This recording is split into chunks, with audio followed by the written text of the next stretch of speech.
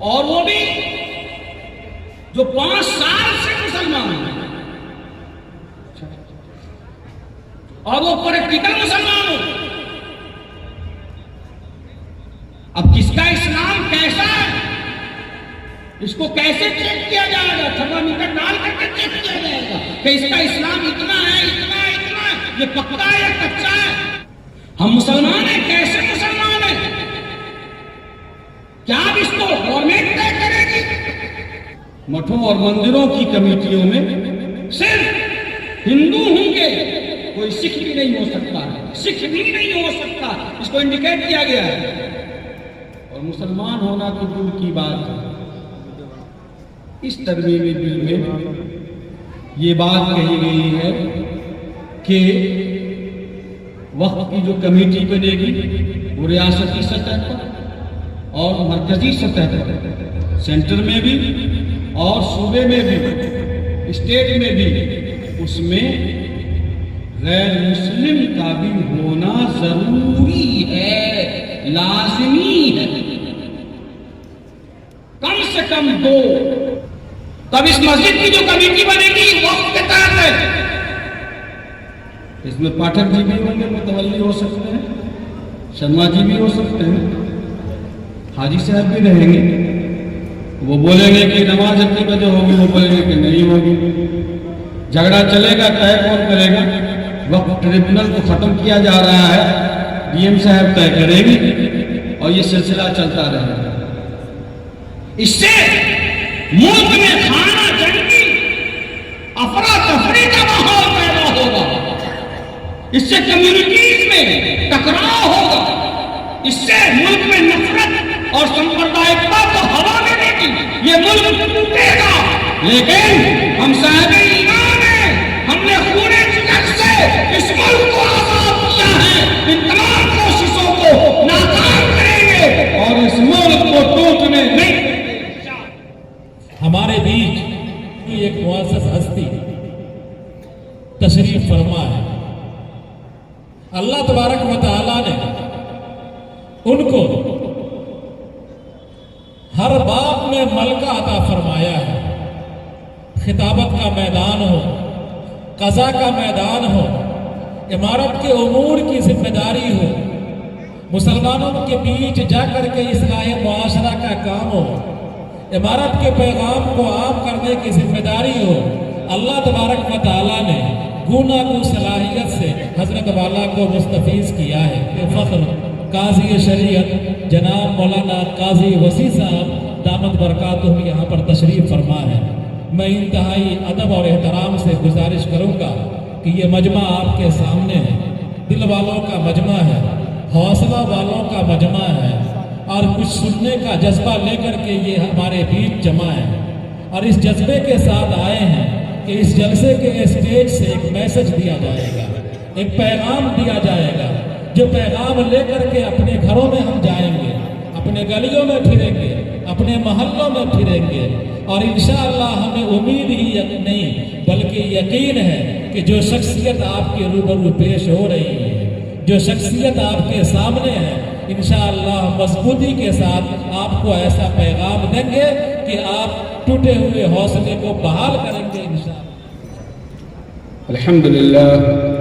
الحمد لله نحمده ونستعينه ونستغفره ونؤمن به ونتوكل عليه ونعوذ بالله من شرور أنفسنا ومن سيئات أعمالنا، من يهده الله فلا مضل له من يضلله فلا هادي له، ونشهد أن لا إله إلا الله ونشهد أن سيدنا وسندنا ونبينا ومولانا محمد عبده ورسوله، أما بعد، أعوذ بالله من الشيطان الرجيم، بسم الله الرحمن الرحيم، قال الذين لا يرجون لقاء نأت بقرآن غير هذا وبدله، قل ما يكون لي أن أبدله من تلقاء نفسي إن أتبع إلا ما يوحى إلي إني أخاف إن عصيت ربي عذاب يوم عظيم. وقال الله تبارك وتعالى أيضا: ومن أحسن قولا ممن دعا إلى الله وعمل صالحا وقال إنني من المسلمين. صدق الله العظيم. وقال النبي صلى الله عليه وسلم: من لم يهتم بأمور المسلمين فليس منا. وكما قال عليه الصلاة والسلام. آج کے اس باوقار اجلاس تحفظ اوقاف و مدارس اسلامیہ میں شریک قابل قدر حضرات علماء کرام، دانشوران قوم و ملت، نوجوان ساتھیوں اور ہماری دینی بہنوں، میں سب سے پہلے مبارکباد پیش کرنا چاہتا ہوں اس آبادی کے نوجوانوں کو، کم عمر کے بچوں نے یہ ارادہ کیا کہ ہمیں اس اہم موضوع سے متعلق اپنی آبادی کی سطح پر ایک اجلاس منعقد کرانا ہے، اور آپ سبوں نے دعاؤں سے نوازا۔ یہ چھوٹے چھوٹے بچے جن کی عمر 18 سے 20 اور 22 سال کے درمیان ہے، عزیز حافظ ارمان اور ان کی پوری ٹیم، اللہ نے ماشاءاللہ ان کی کوششوں کو قبول فرمائے۔ میں ساتھی شکریہ ادا کرنا چاہتا ہوں جناب حضرت مولانا احتشام صاحب کا، جو اس مدرسے کے صدر مدرسین ہیں، ناظم تعلیمات ہیں اور باوقار متحرک اور فعال عالم دین ہیں۔ انہوں نے ان بچوں کے جذبات کو سمجھا اور ان کی رہنمائی کی اور ان کی منتشر صلاحیتوں کو ایک نیا رخ دینے کا کام کیا۔ سو یقیناً مجھے اس بات پر بے پناہ مسرت ہے، خوشی ہے، شادمانی ہے۔ اللہ تعالیٰ قبول فرمائے۔ ویسے یہ ادارہ اور یہ آبادی ہم میں سے کسی کے لیے محتاج تعارف نہیں ہے۔ میں اس ادارے میں ایک بار نہیں کئی بار اس ادارے کی دعوت پر اور امانت شریعہ کی ٹیم کے ساتھ بھی حاضر ہوا ہوں، اور ماشاءاللہ اسی انداز کا بڑا بڑا اجلاس ہوا ہے۔ لیکن یہ نوجوانوں کا ایسا اجلاس بے شک ہے، یہ بات سوچنے پر مجبور کرتی ہے کہ ان بچوں میں قیادت کی صلاحیت ہے۔ اللہ تعالیٰ ان کو بہتر بدلہ عطا فرمائے، ان کی زندگی میں برکت عطا فرمائے، اور ان سبوں کو صحت عطا فرمائے اور صحیح رخ پر کام کرنے کی توفیق عطا فرمائے۔ مجھے پتہ ہے کہ اس مجمع کا مزاج کیا ہے، یعنی کہ یہ مجمع کتنی دیر تک یہاں رک سکتا ہے۔ میں اگر ٹائم بتا دوں تو یہ مناسب نہیں ہوگا، اس لیے میں نے ذہنی طور پر یہ طے کر لیا ہے کہ مجھے کتنا کم بولنا ہے اور کتنی دیر بولنا ہے۔ ہمارے محترم جناب مولانا عبداللہ سالم صاحب بھی تشریف لے آئے ہیں، اور انہیں بھی آپ سے خطاب کرنا ہے، اور آپ تمام لوگوں کو اس سے فائدہ اٹھانا چاہیے۔ اس لیے آپ اطمینان رکھیں کہ انشاءاللہ کم وقت میں ہی ہم لوگ کسی نتیجے تک پہنچنے کی کوشش کریں گے انشاءاللہ۔ پہلی بات تو یہ ہے کہ ہم اس ملک میں الحمدللہ 100-200 سال سے نہیں،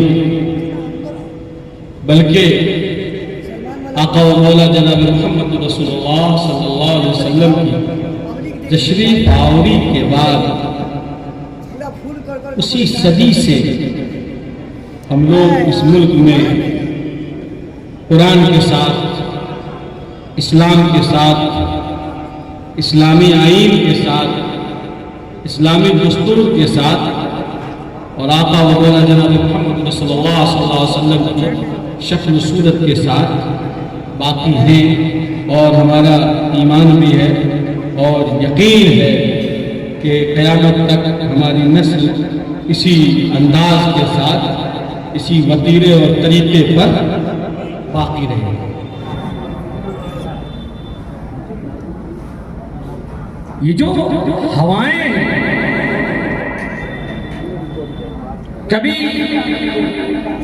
ادھر سے اٹھتی ہے، کبھی ادھر سے اٹھتی ہے،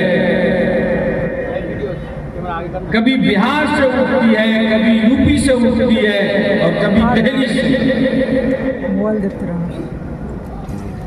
ان ہواؤں سے ہمارے آشیانے بکھرنے والے نہیں ہیں۔ کوئی بیٹھے نہیں دے کوئی کیا نوجوانوں یہ طے کرو کہ کوئی بھی طوفان ہو، طوفان کو قرار نہیں ہوتا، وہ آتا ہے اور سر سے گزر جاتا ہے، ہمیں وہیں جمے رہنا ہے۔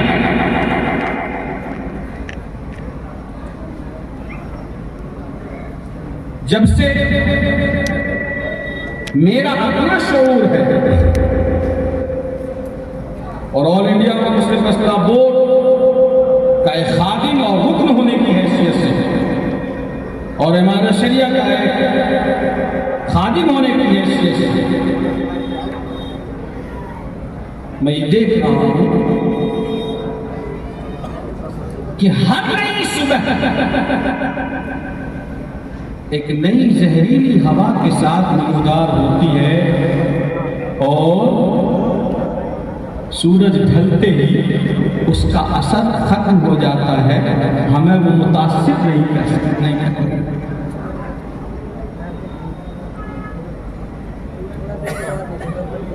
وقت بھی آج جو ترمیمی بل کا مسئلہ ہے اور آپ نے اپنے اجلاس کا ایک عنوان بھی بنایا ہے اور پورے ملک کا عنوان ہے اور چل رہا ہے،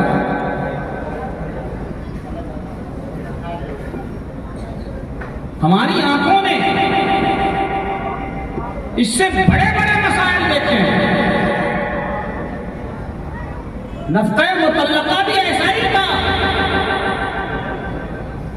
ایڈاپشن آف چلڈرن بل وہ بھی اس سے کم خطرناک نہیں تھا۔ ایک دو نہیں درجنوں، ارے یہ شہر اور ماپ کا کھیل اور یہ حق و باطل کی کشمکش اور حق و باطل کی جنگ ہمارے لیے کوئی نئی چیز نہیں ہے۔ آقا و مولا جناب محمد رسول اللہ صلی اللہ علیہ وسلم کے زمانے سے لے کر آج تک جاری ہے اور قیامت تک جاری رہے گا۔ اے نوجوانوں، ڈٹے رہو، جمے رہو، کھڑے رہو، آئے رہو اور کسی بھی باطل طاقت یا کسی بھی طوفان سے گھبرانے کی کوشش مت کرو کہ طوفان کر رہا تھا، میرے عزم کا طواف دنیا سمجھ رہی تھی کشتی بھور میں۔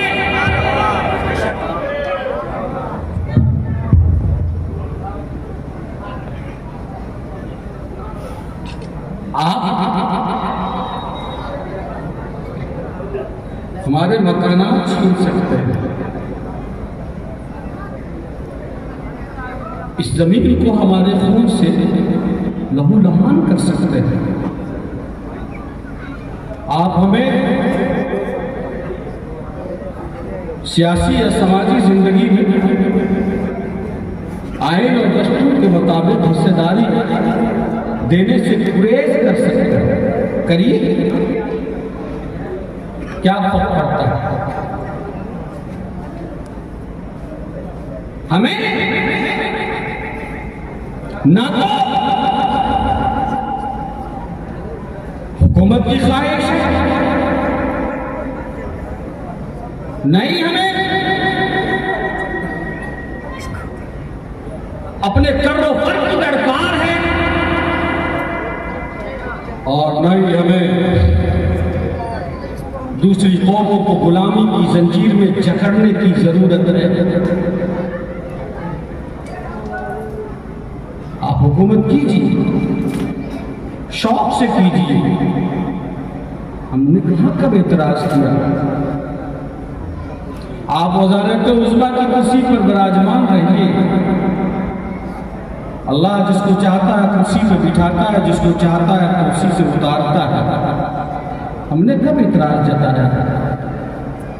ہم یہ سمجھتے ہیں کہ اگر ہماری حکمت عملی صحیح نہیں ہوگی، ہماری حصے داری جو ہونی ہے وہ ہوگی، اللہ نے جو مقرر کر رکھا ہے وہ ہوگا، اس کی اصلاح ہم خود کریں گے اور اپنے پاؤں کا کانٹا ہم خود سے نکالیں گے، دوسرے سے ہمارے پاؤں کا کانٹا نہیں نکلے گا۔ لیکن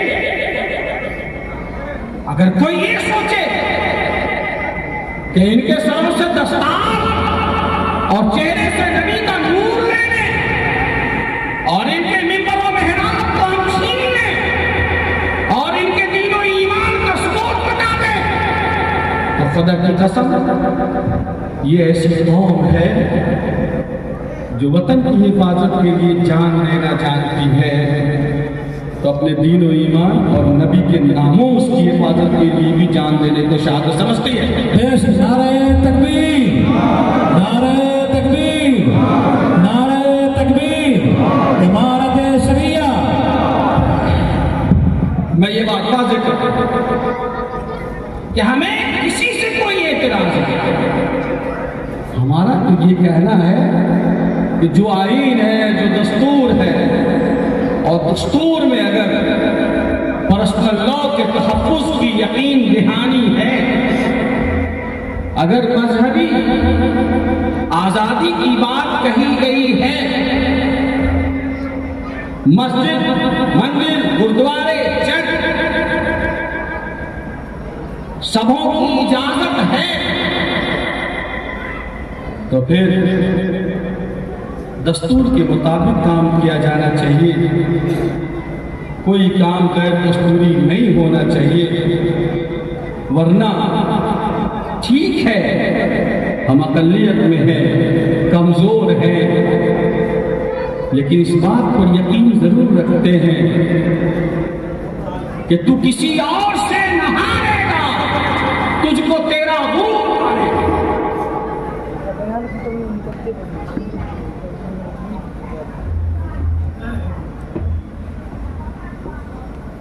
اور یہ سمجھنے کی ضرورت ہے کہ موجودہ حالات میں جو وقت ترمیمی بل کا مسئلہ ہے اور ابھی وہ جے پی سی جوائنٹ پارلیمنٹری کمیٹی کے پاس ہے اور اس پہ بحثیں چل رہی ہیں، آپ سب واقف ہوں گے، امارت شریعہ نے بڑا بڑا اجلاس کرایا، مختلف تنظیمیں کرا رہی ہیں، اور سب لوگ اس پہ لوگوں کو سمجھانے کی اور اس کی باریکیوں اور اس کی خرابیوں اور خامیوں سے واقف کرانے کی کوشش کر رہی ہے، مستقل اس پر چل رہا ہے معاملہ اور ایک دوسرے سے واقف کرایا جا رہا ہے، لیکن اس بات کو یاد رکھیے یہ ملک تقسیم نہیں، جن کو اس پار جانا تھا وہ ادھر چلے گئے اور جنہیں یہاں رہنا تھا وہ یہاں اپنی مرضی سے رہے، وطن کی محبت میں رہے، اور ہم اس لیے رہے کہ ہم اپنے آباء و اجداد کے مقبرے کو چھوڑ کر، قبرستانوں کو چھوڑ کر، ان کی قبر کو چھوڑ کر ہم جانا نہیں چاہتے تھے،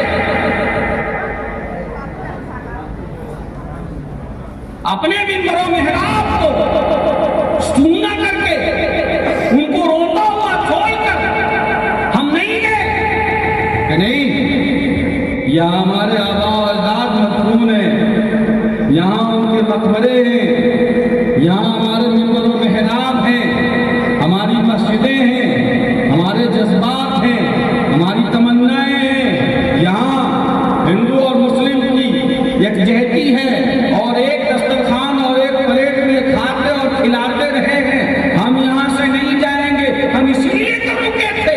آج اگر کوئی ہم سے ہمارے آباء و اجداد کے مقبرے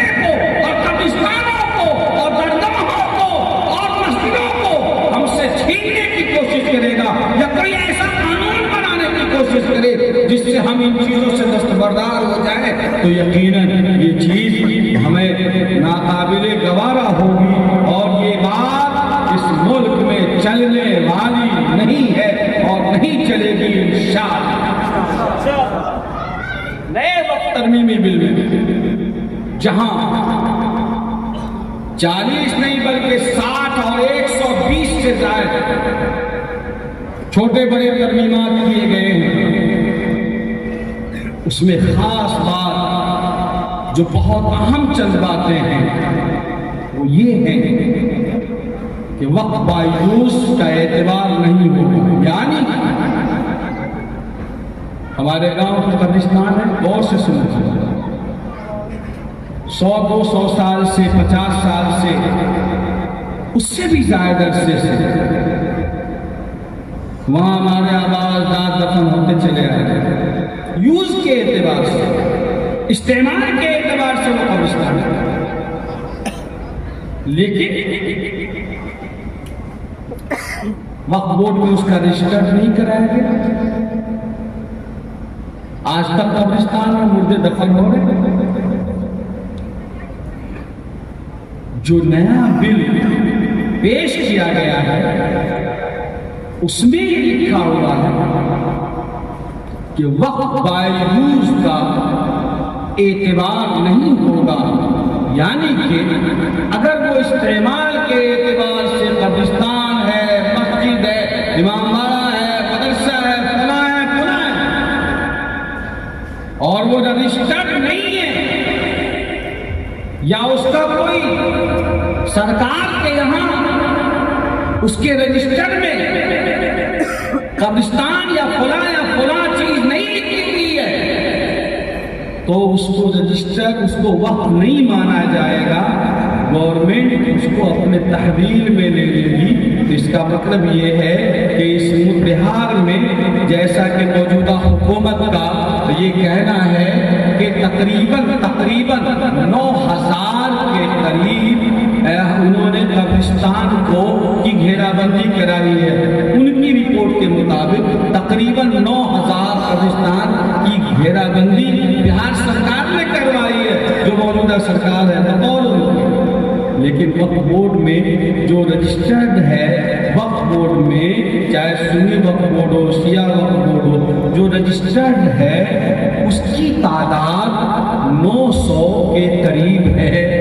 تو گورنمنٹ نے جن کی گھیرا بندی کرائی ہے وقف بورڈ میں رجسٹر کے اعتبار سے وہ خود اس میں شامل نہیں ہے، حالانکہ گورنمنٹ نے اس کی گھیرا بندی کروائی۔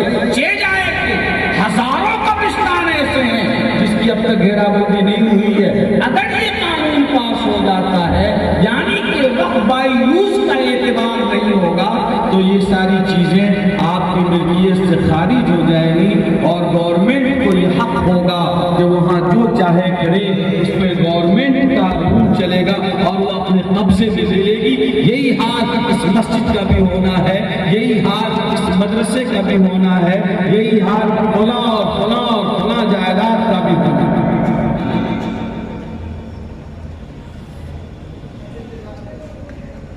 جبکہ سن 1995 اور سن 2013 میں جو امینڈمنٹ ہوا ہے اس میں یہ چیز شامل ہے کہ وقف بائی یوز کا اعتبار ہوگا اور اگر استعمال کے اعتبار سے کوئی زمین وقف کے مصرف میں، قبرستان میں، مسجد میں، فلاں میں استعمال ہو رہی ہے تو اس کو وقف ہی سمجھا جائے۔ اب ہم اور آپ غور کر سکتے ہیں کہ ہمارے علاقے میں، ہمارے گاؤں میں کتنی مسجدیں ہیں اور کتنی جگہیں ہیں اور کتنے قبرستان ہیں، ہم نے کن کے کاغذات درست کروائے ہیں اور کن کے کاغذات صحیح جگہوں پر ہیں اور کون کون سا رجسٹرڈ ہوا ہے، یہ خوب ہم سمجھ سکتے ہیں اور اس کا انجام کیا ہونا ہے اس کو بھی سمجھ لیجئے۔ جیسا کہ میں نے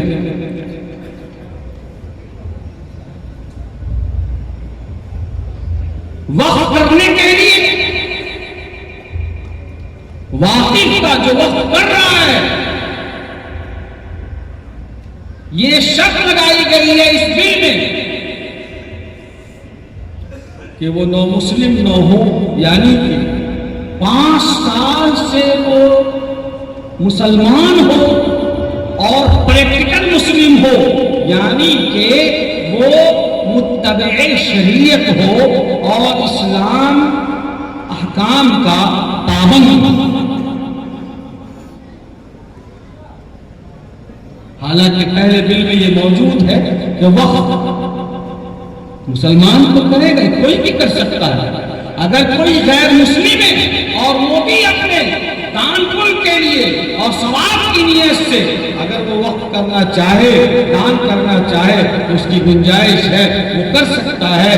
اور کئی ایسی جگہیں ہیں جو راجاؤں نے وقت کیا اور وہ وقف ہے، اور کئی ایسی جگہیں ہیں جو نوابوں نے اور مسلم حکمرانوں نے اور بادشاہوں نے مندروں کے لیے اور مٹھوں کے لیے وقف کیا ہے، اور وہ آج تک اس میں استعمال ہو رہا ہے۔ لیکن اگر یہ بل نافذ ہوتا ہے اس کا مطلب یہ ہوگا کہ وقت صرف مسلمان کر سکتا ہے، اور وہ بھی جو 5 سال سے مسلمان ہیں، اور وہ پریکٹیکل مسلمان ہو۔ اب جس کا اسلام کیسا ہے اس کو کیسے چیک کیا جائے گا؟ تھرمامیٹر ڈال کر کے چیک کیا جائے گا کہ اس کا اسلام اتنا ہے، اتنا ہے، اتنا ہے، یہ پکا ہے یا کچا ہے؟ یہ کون طے کرے گا؟ یہ ڈی ایم صاحب طے کریں گے کہ یہ کیسا مسلمان ہے اور کتنی دنوں سے مسلمان ہے اور یہ کتنا پابند شریعت ہے۔ یہ طے کون کریں گے؟ یہ ڈی سی صاحب کریں گے، ڈی ایم صاحب کریں گے۔ گویا کہ اب ایمان ناپنے کا پیمانہ بنایا جائے گا، جیسا کہ اس ترمیمی بل میں اس بات کی وضاحت کی گئی ہے۔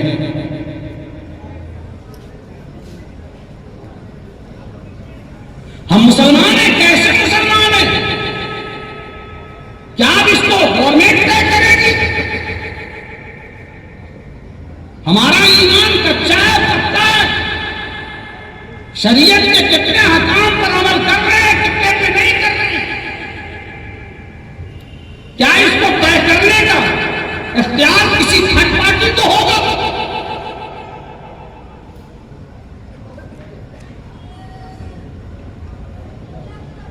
یہ صورتحال بننے والی ہے۔ آپ کے مٹھوں میں، مندروں میں اور دوسری جگہوں میں صرف گردوارے میں صرف سکھ ہی اس کے ممبر ہو سکتے ہیں، اس کمیٹی میں کوئی دوسرا آدمی بھی نہیں ہے۔ مٹھوں اور مندروں کی کمیٹیوں میں صرف ہندو ہوں گے، کوئی سکھ بھی نہیں ہو سکتا، سکھ بھی نہیں ہو سکتا، اس کو انڈیکیٹ کیا گیا ہے۔ اور مسلمان ہونا تو دور کی بات ہے۔ اس ترمیمی بل میں یہ بات کہی گئی ہے کہ وقت کی جو کمیٹی بنے گی وہ ریاستی سطح پر اور مرکزی سطح پر، سینٹر میں بھی اور صوبے میں بھی، اسٹیٹ میں بھی، اس میں غیر مسلم کا بھی ہونا ضروری ہے، لازمی ہے۔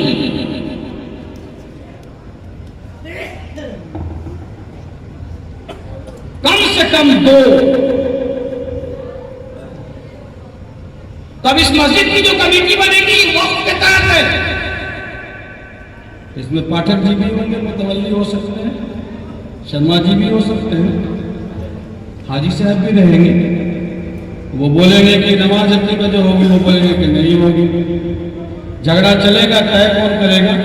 وقت ٹریبیونل کو ختم کیا جا رہا ہے، ڈی ایم صاحب طے کریں گے اور یہ سلسلہ چلتا رہے گا۔ اس سے ملک میں خانہ جنگی، افراتفری کا ماحول پیدا ہوگا، اس سے کمیونٹیز میں ٹکراؤ ہوگا، اس سے ملک میں نفرت اور سمپردائکتا کو ہوا ملے گی، یہ ملک ٹوٹے گا۔ لیکن ہم صاحب ایمان ہیں، ہم نے خون جگر سے اس ملک کو آزاد کیا ہے، ان تمام کوششوں کو ناکام کریں گے اور اس ملک کو ٹوٹنے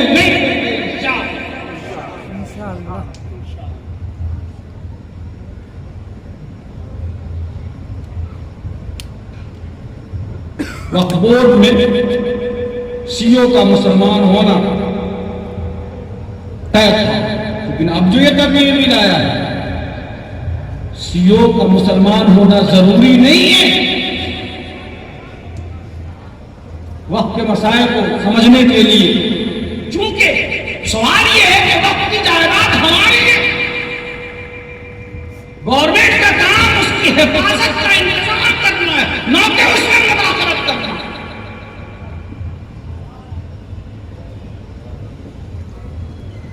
थानवी रहमतुल्लाह अलैह ने लिखा है कि वक्फ का मसला ये सियासी मसला नहीं है, ये माली और मादी मसला ही नहीं है, ये खालिस दीनी और शरई मामला है और इबादत मुहसना की कबील से है। जैसे नमाज, जैसे रोजा, जैसे हज, जैसे ज़कात, वैसे ही वक्फ।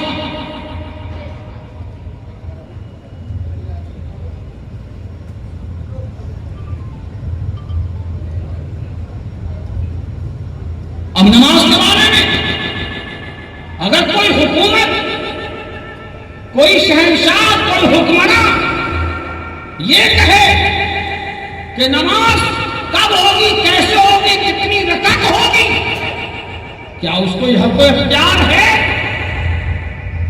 अरे बोलते क्यों नहीं? क्या उसको यह हक़ इख्तियार है? ज़कात कितनी देनी है, कहां देनी है? कुरान ने बताया है। किसी शहंशाह को, हुक्मरान को, फरमानरवा को यह हक़ इख्तियार नहीं है। इसी तरह से वक्फ का इस्तेमाल कैसे होगा, कहां होगा, वक्फ की मिल्कियत क्या है, उसकी हकीकत क्या है, ये हक, इसको तय करने का हक किसी हुकूमत, किसी हुक्मरान, फरमानरवा या शहंशाह को नहीं हो। बिल्कुल नहीं। इस बात को समझिए। एतराज करने वालों ने उस जमाने में एतराज किया था और कहा कि वक्फ तो माली मसला भी है ना, उससे आमदनी होती है। हज़रत थानवी रहमतुल्लाह अलैह ने जवाबन अर्ज़ फरमाया कि माली तो ज़कात भी है,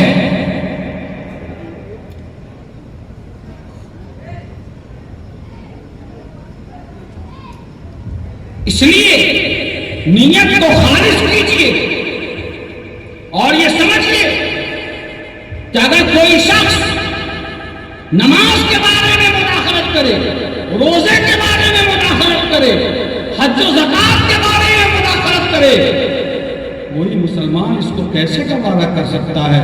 बेशक वक्फ के मामलात और वक्फ के मसाइल शरई तौर पर इबादत खालिस के कबील से है और नमाज, रोजा, हज की तरह है, इसलिए इसमें भी किसी की बेजा मुदाखलत जायज नहीं हो सकती।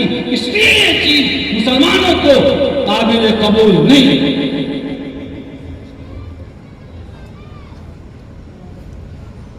हम एहतराम तो सबों का करते हैं, लेकिन इसका यह मतलब नहीं कि हम अपने आबाद की कब्रों को बेच दें, हम अपना जिंदों को इस्लाम बेच दें, आका सल्लल्लाहु अलैहि वसल्लम की शरीयत का सौदा कर लें। ऐसा नहीं हो सकता कि ताज़ीम इक़्तिदा जरूरी तो है, मगर इतना न सर झुका कि दस्तार दी।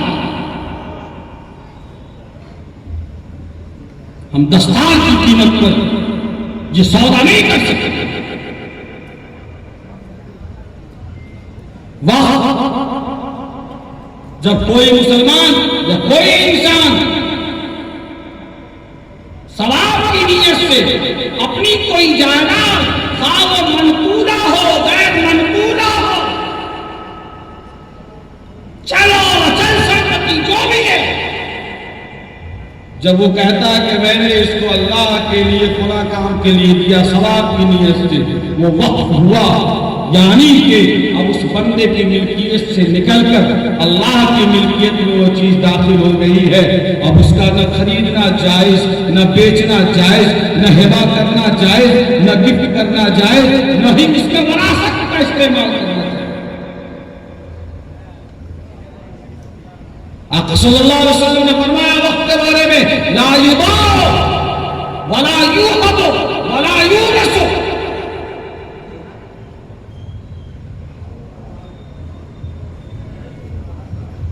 وقت کی جائیداد کا استعمال جس کام کے لیے وقف کرنے والے نے وقف کیا ہے، اس کے منشا، اس کے مقصد اور اس کے مطلب کے مطابق ہی اس کی وقف کردہ شے کو استعمال کیا جائے گا۔ اب ایک صاحب نے یہ زمین دے دی کہ آپ مسجد بنائیں گے۔ ہم نے کہا کہ مسجد تو ہے ہی ہے، ہم یہاں پر قبرستان بنائیں گے کہ امام باڑہ بنائیں گے؟ وقف کرنے والے نے مسجد کے لیے دیا ہے، منشأ واقف کے خلاف کرنا شرعاً ناجائز ہے۔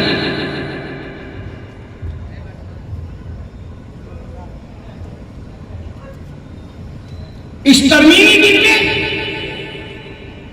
یہ بات بھی شامل ہے کہ وقت کی جائیداد کا استعمال حکومت اپنے طور پر کرے اور اس کی آمدنی حکومت مسلم مطلقہ اور فلاں پر خرچ کرے۔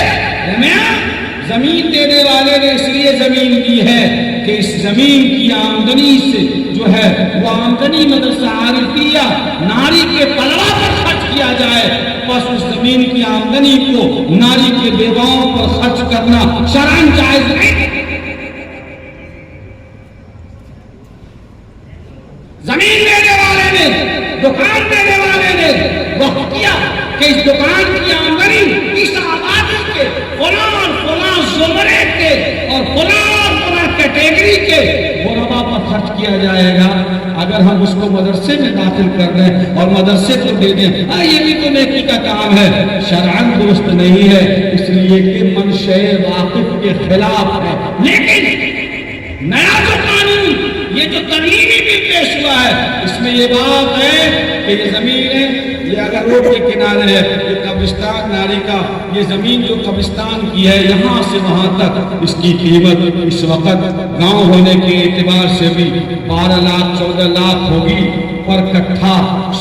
اتنی قیمتی زمین کو ہم لوگوں نے 5 بیگھہ 4 بیگھہ کو قبرستان میں دے رکھا ہے، پوری کو کالونی بنائیے اور 12 لاکھ کے حساب سے سیل کرو اور جا کے 10 بیگھہ کی زمین قبرستان کے لیے خرید لیجیے، اس لیے کہ اس سے زیادہ بینیفٹ ہے۔ یہ تمہارا دماغ کہہ رہا ہے، اللہ کہتا ہے کہ لو زمین دینے والے نے قبرستان کے لیے وقف کیا ہے۔ ارے یہ کیا ہے؟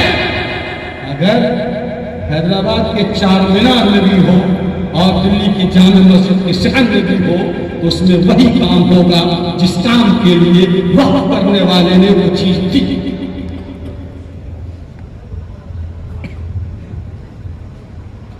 سمجھیے اس بات کو، اگر یہ نیا ترمیمی بل پاس ہو گیا جس میں لکھا ہے کہ حکومت اپنے طور پر اس میں مال بنا سکتی ہے، شاپنگ مال بنا سکتی ہے، اس میں فلاں کر کے اس کی آمدنی کو مینٹری کے فلاں کیٹیگری پر طے کرنے والے، یہ تو اللہ نے خود طے کر دیا ہے کہ منشأ واقف کے خلاف نہیں ہوگا۔ اس لیے ہم یہ کہتے ہیں کہ موجودہ یہ ترمیمی جو بل ہے یہ شریعت کے خلاف ہے، قرآن و حدیث کے عین خلاف ہے اور احکام اسلامی سے متصادم ہے۔ اس لیے ہم کسی قیمت پہ مان نہیں سکتے کہ اس ملک میں ہم غلام نہیں ہیں، یہ ملک آزاد ہے، ہم آزاد ہیں۔ اس ملک میں ہم کسی شرط پر رکے اور ٹھہرے کہ یہاں جیسے ہمارا سر آزاد ہو، ہمارا زمین بھی آزاد دماغ بھی آزاد ہو، ہماری زبان بھی آزاد ہو، ساتھ ہی ساتھ ہماری شریعت بھی آزاد رہے۔ بے ایمانہ کہ اللہ اور اس کے رسول کے حکم کے مطابق کام ہوگا، کسی حکومت یا کسی گورنمنٹ کے فرمان کے مطابق کام نہیں۔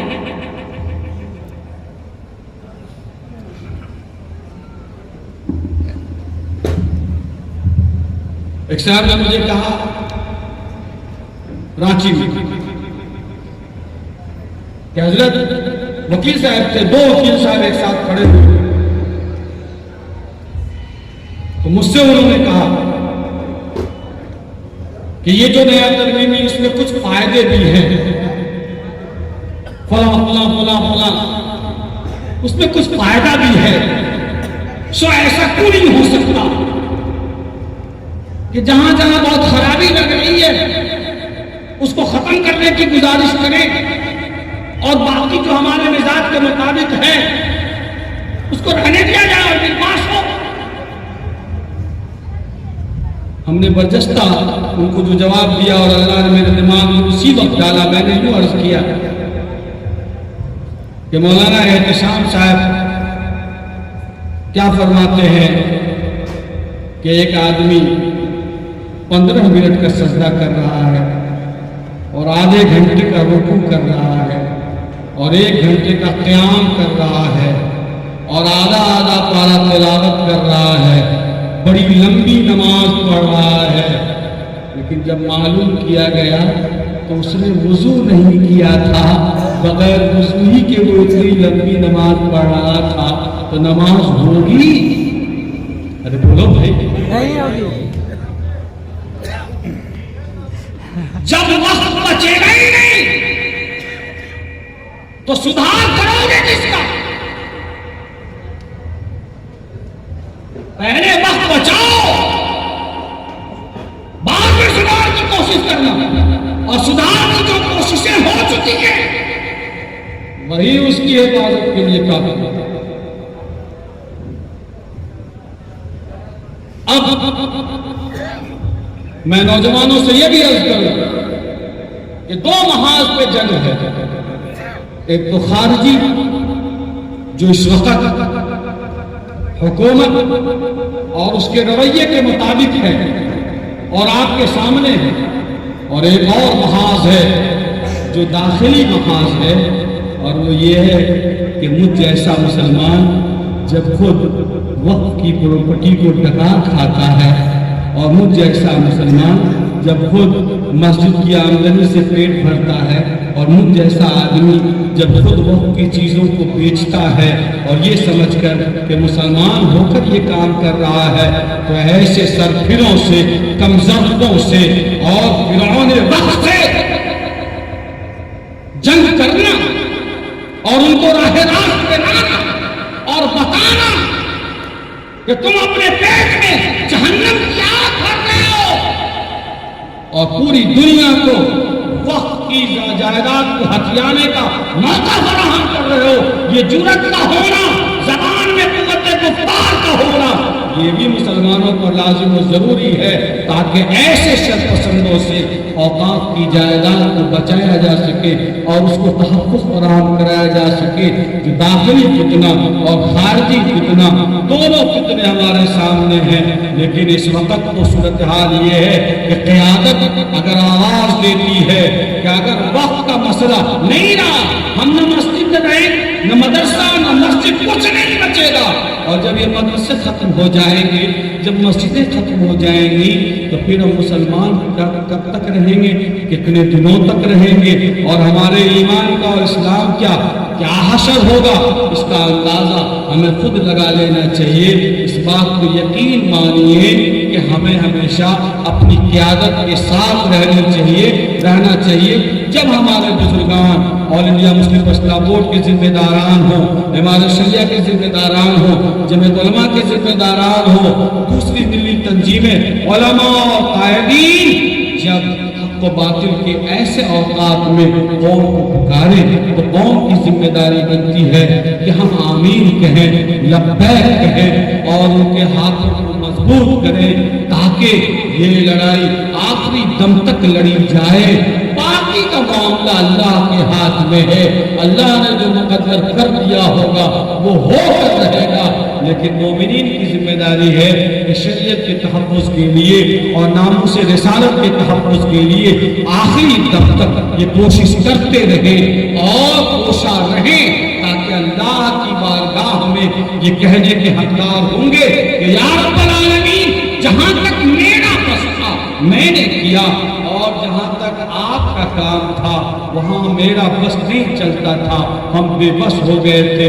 اس لیے معافی کی درخواست جب لگے گی تو کبھی اور امید نہیں بلکہ یقین ہے کہ اللہ تعالی ہمارے گناہوں کو معاف فرما دے گا اور ہم اپنی ذمہ داریوں سے ضرور سبکدوش ہوں گے. کیا انشاءاللہ ہم سب اس اہم مسئلے پر اور سنگین مسئلے پر اپنی قیادت کے ساتھ اور اپنے اداروں کے ساتھ اور اپنے علماء کے ساتھ کھڑے ہیں انشاءاللہ؟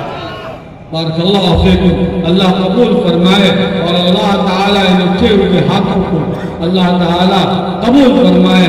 آپ تمام کو، ہم تمام کو حوصلہ عطا فرمائے، قوت ایمانی عطا فرمائے، اور اللہ تعالیٰ دین و شریعت کی اور ایمان کی حفاظت فرمائے. ایک آخری بات میں نوجوانوں کے حوالے سے عرض کرنا چاہتا ہوں، اس لیے کہ عزیزوں نے یہ مجلس بلائی ہے. یقیناً میں یہ سمجھتا ہوں کہ نوجوان قوم کی تقدیر ہوا کرتے ہیں. جوانوں، یہ صدائیں آ رہی ہیں آبشاروں سے، جوانوں یہ صدائیں آ رہی ہیں آبشاروں سے. چٹانیں چور ہو جائیں جو عزم سفر پیدا. یاد کرو میرے بھائیوں کہ نوجوان ہی قوم کی تقدیر ہوتے ہیں، نوجوان قوم کی تقدیر کو بدل سکتے ہیں. آپ لوگوں نے سوچا کہ ایک اجلاس کرایا جائے، آپ نے اتنے ذمہ داروں کو بلا لیا، آپ کی ایک سوچ ہے. اگر آپ چاہو کہ ہم اپنی آبادی کی سطح پر کوئی انقلاب برپا کر دیں اپنے دوستوں کے ساتھ مل کر، تو آپ انقلاب برپا کر سکتے ہو، یقیناً کر سکتے ہو. آپ میں کوالٹی موجود ہے، آپ میں صلاحیت موجود ہے اور ہو کر رہے گا. اور وہ انقلاب یہ ہے کہ یہ جتنے نوجوان اس اجلاس کے تیاری میں جس انداز میں بھی شریک ہیں،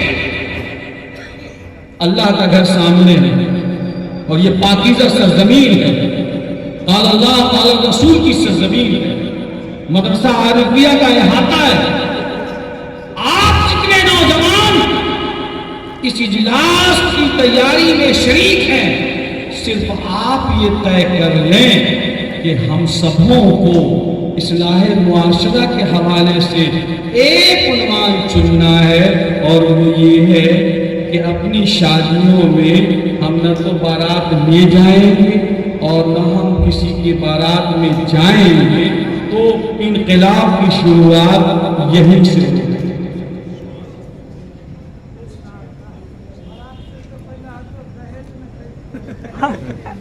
دہیج بارات میں شامل ہے، جب بارات نہیں جائے گی تو جہیز بھی شامل ہے اس میں. اگر یہ طے کرتے ہیں، اب اس میں 100 سوالات پیدا ہوں گے. یہ ارتداد کا مسئلہ اور بچیوں کے بھاگنے اور فلاں اور فلاں کا مسئلہ، یہ سارے مسائل صرف ایک فیصلے سے اگر ہم اور آپ چاہیں تو ختم کر سکتے ہیں. پھر ہمارے سماج کا وہ جمن میاں بھی اور وہ حاجی صاحب بھی اور وہ جمراتی میاں بھی اور وہ عالم صاحب بھی اور وہ سرمایہ دار بھی اور وہ تاجر بھی اور وہ کاشتکار بھی، ہمارے سماج کا کوئی آدمی پھر اپنی بیٹی کو بوجھ سمجھنے کے بجائے، زحمت سمجھنے کے بجائے وہ رحمت سمجھنے لگے گا. اور یہ انقلاب ہے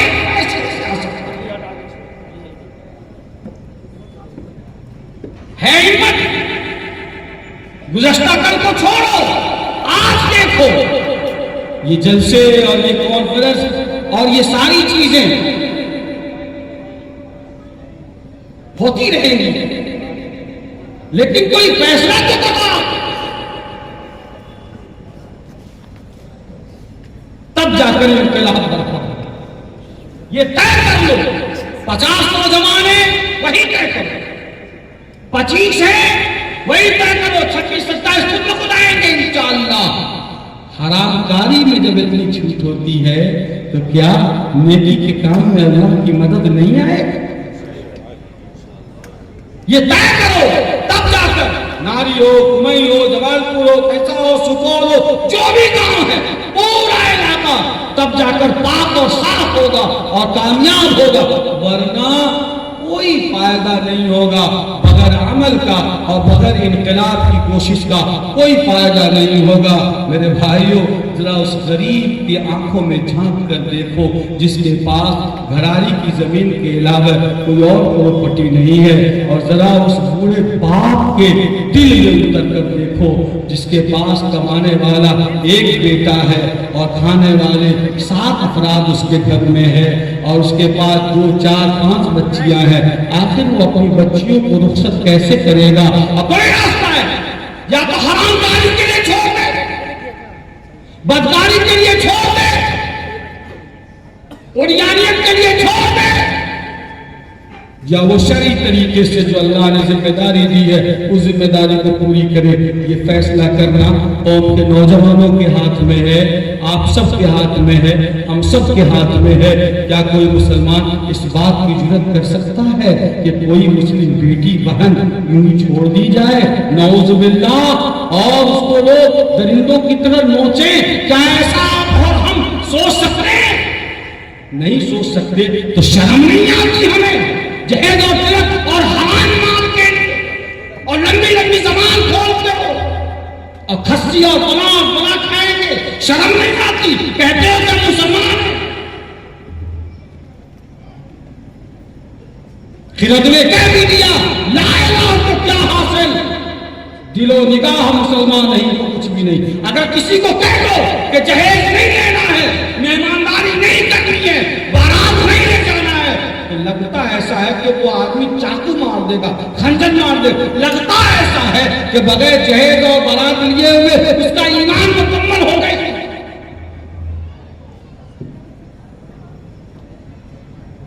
یہ بیکار کی بات ہے، کچھ کرنا چاہو تو کرو۔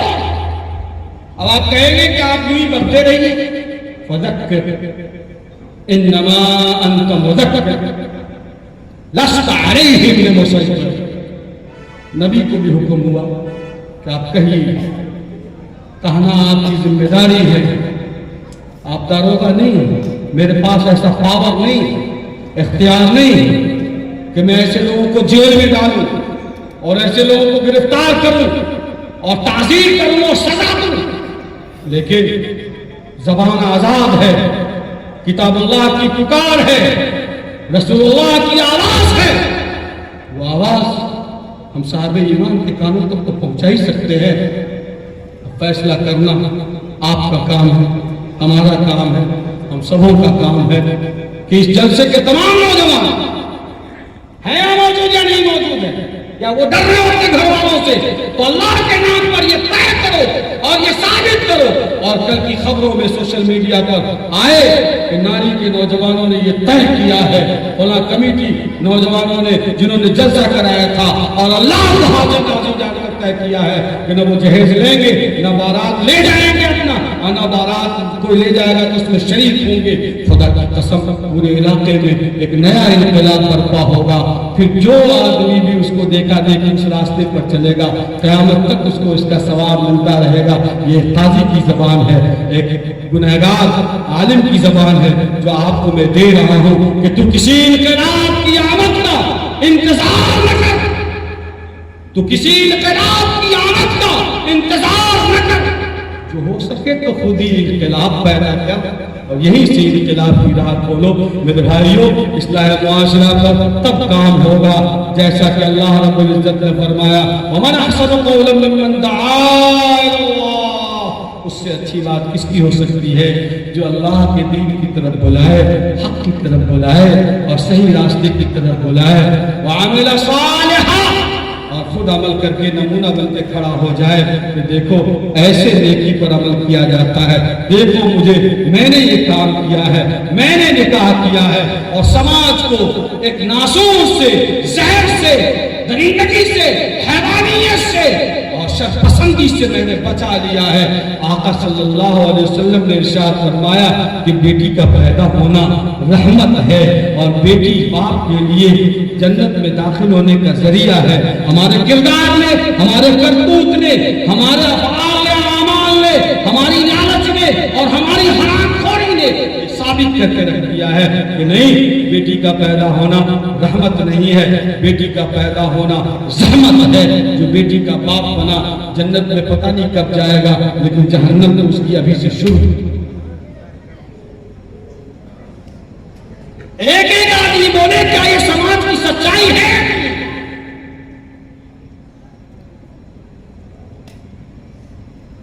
اس لیے آج کے اس اجلاس میں نے کہا تھا کہ میں اپنا وقت جانتا ہوں مجھے کتنا بولنا ہے۔ میں نے دو باتیں آپ کے سامنے کہی ہیں۔ ایک تو تحفظ اوقات کے چند نکات آپ کے سامنے بیان کیے، اور یہ بات آپ کو بتلائی ہے کہ ہمیں ہمیشہ علماء، قیادت اور ذمہ داروں کی آواز پر لبیک کہنا ہے اتحاد کے ساتھ، تاکہ ہم تحفظ شریعت میں کسی طور پر کام آ سکے۔ اور دوسری بات، مولانا آپ کی ذمہ داری ہے کئی نوجوانوں کو جوڑے اور کہیں کہ بنائیں ایسے نوجوانوں نے ملت کمیٹی ناری جو ایسے کام کرے گی، اور جو نوجوان گاجا اور شراب اور پانی پیتا ہے اس پر انکش لگا، تب جا کر پریکٹیکل میدان میں کچھ کام ہو سکتا ہے، ورنہ عملی طور پر کوئی کام ہونا مشکل ہے۔ اللہ تعالیٰ اس اجلاس کو کامیاب بنائے، اور ہمیں پوری امید ہے کہ اس سمت میں اس آبادی کے لوگ جو نہایت حساس بھی ہیں، خاندان بھی ہیں، پڑھے لکھے، باشعور ہیں، ذمہ دار ہیں، انشاءاللہ ان عزیزوں کا سپورٹ کریں گے، اور خدا کے واسطے ان مسائل کو اپنے سیاست کی نظر ہونے سے بچائیں گے۔ یہ پھلا محلہ کا بچہ ہے، پھلا خاندان کا آدمی ہے، اس کی نیتاگیری کر رہا ہے، ایسی باتوں پہ لگام دو۔ اور آپ اور ہم نے اگر نیتاگیری اپنے آپ کو کرتے رہے تو کیا کر لیا، کون سا تیر مار دیا ہم نے؟ اگر یہ بچے کوئی ایسا انقلابی کام کریں جو دین و شریعت اور مزاج شریعت کے مطابق ہو تو سپورٹ کرو، چاہے وہ کسی کا بھی بچہ ہے، کسی کا بھی بیٹا ہے، کسی بھی محلے کا رہنے والا ہے، قطعاً اس کو اپنی عار اور عزت نفس کا مسئلہ نہ بنائے۔ یہ میرا ایک سجھاؤ ہے، اور مومن حیثیت ہونے کی حیثیت سے اس مجلس میں خواہ سارے لوگ نہیں ہیں، لیکن میری آواز یقیناً سارے لوگوں تک پہنچ رہی ہے، اور اس کی اگر آپ کہیں کیسے پہنچ رہی ہے، میں ابھی کسی کے خلاف بولوں، ابھی میرے اس گاؤں سے نکلنے سے پہلے پورے علاقے کو وائرل ہو جائے گا کہ مفتیان قائی صاحب نے ایسا کہا۔ اس لیے میری آواز ہر ایک کے کام میں پہنچ رہی ہے، یہ میرا سجھاؤ ہے۔ مجھے یقین ہے کہ انشاءاللہ آپ ضرور توجہ دیں گے کہ خدا تجھے کسی طوفان سے آشنا کر دے، خدا تجھے کسی طوفان سے آشنا کر دے کہ تیرے بحر کے موجوں میں اضطراب نہیں، تجھے کتاب سے ممکن نہیں فراق کے تو کتاب خواہ ہے مگر صاحب کتاب نہیں۔ وآخر دعوانا الحمدللہ رب العالمین۔ شکرا جزاکم اللہ، بارک اللہ فیکم۔